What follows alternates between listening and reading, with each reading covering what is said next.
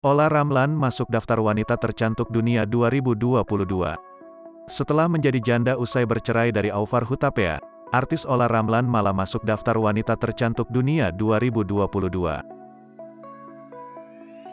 Artis asal Banjarmasin itu masuk dalam daftar 100 wanita tercantik di dunia versi TC Candler.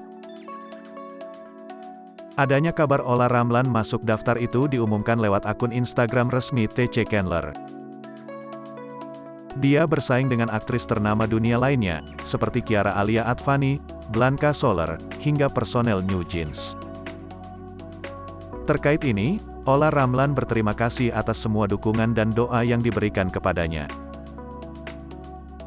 Terima kasih untuk semua doa dan dukungan yang diberikan kepada saya. Terima kasih TC Candler karena telah menominasikan saya, tulis Olla.